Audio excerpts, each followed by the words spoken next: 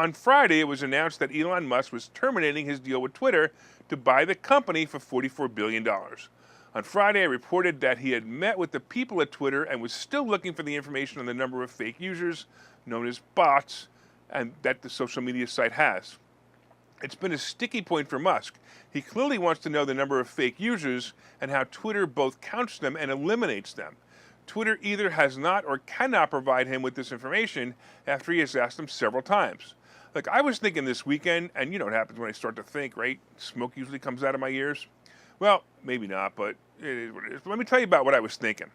We all got the surprise article a few months back about Musk making an offer to buy Twitter.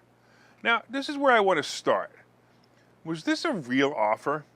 If you're going to buy something, anything, would you just tweet it, or would you actually meet with the owner or board of directors first to discuss the purchase? All right, think about this.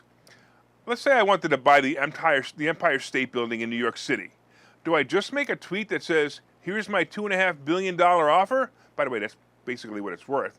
Or do I talk to people or trustees that own or control the building about my offer?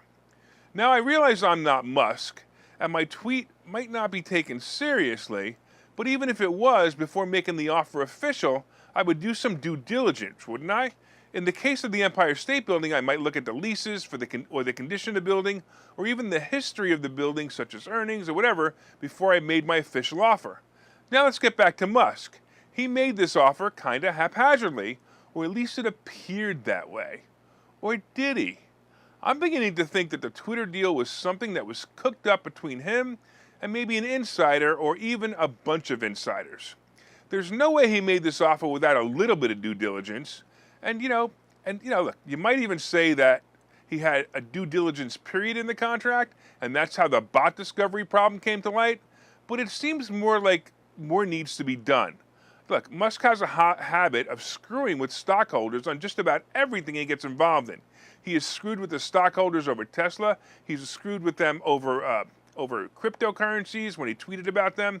And he's currently the biggest manipulator of anything he wants to manipulate.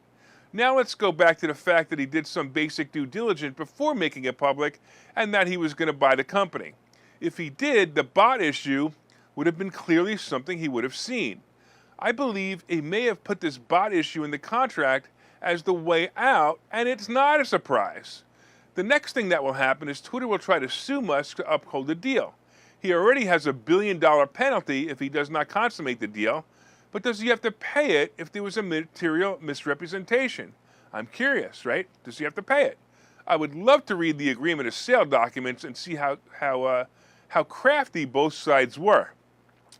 But I also will tell you that this isn't over. It may be the end of the Twitter era, or it may be the beginning of something new. Look, if I had the resources, now would be the time to disrupt social media world with a different kind of social media company. No, not like True Social, which, by the way, is probably going to be a failure because it's just too one-sided, right? It needs to be a social media company that all can enjoy. It might happen that one of these social media companies will evolve, and as far as Twitter goes, I bought the stock and sold the covered calls several times over the past 2 months, and if I sell the stock today, I might lose a little bit, but I preserved my investment with covered calls, and that was the plan. The stock is down about 7% so far in pre-trading, and I expect it to tank today. I'll be moving on from this play, and we might even see Twitter in the low 20s in about a week, even with earnings coming up. I also predict that the earnings will be pretty good, only because of all the attention Twitter has gotten in the past few months.